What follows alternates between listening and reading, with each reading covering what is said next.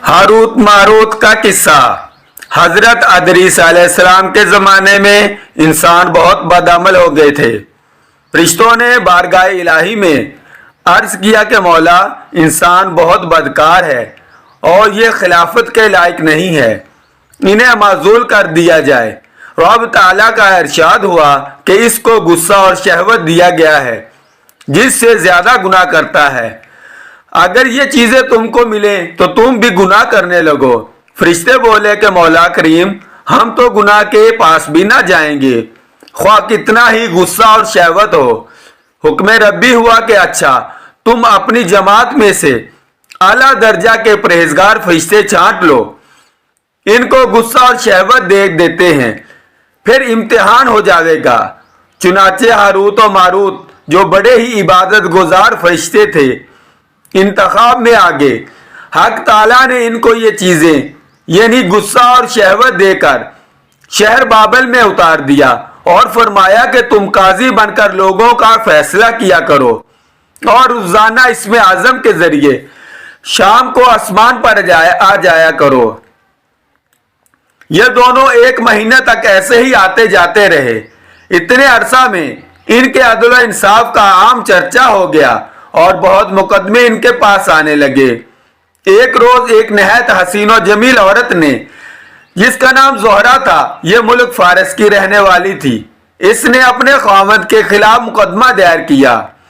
ये दोनों उसे देखते ही आशिकजार हो गए और इससे बुरे काम की ख्वाहिश की। इसने कहा, मेरा दीन कुछ और है और तुम्हारा दीन कुछ और इख्तलाफ होते हुए ये नहीं हो सकता।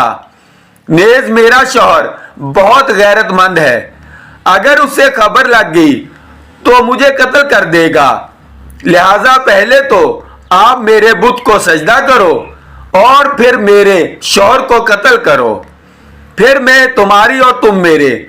उन्होंने इनकार कर दिया। वो चली गई, मगर इनके दिल में इसके इश्क की आग भड़क गई। आखिर उसे पैगाम भेजा गया कि हम तेरे घर आना चाहते हैं। सर आंखों पर ये दोनों इसके घर पहुंच गए।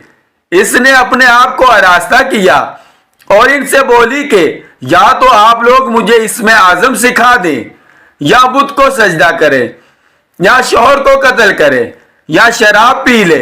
उन्होंने सोचा कि इसमें आजम इसरार इलाही है, इसको जहर करना बहुत जुल्म है, बुत परस्ती करना शिरक है और मोहतरे हक़ुल इबाद, लाओ शराब पी ले।